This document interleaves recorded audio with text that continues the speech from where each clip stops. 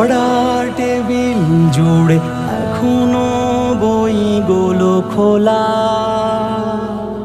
ব্যথায় পাথর হয়ে স্মৃতিগুলো মনে দে দোলা।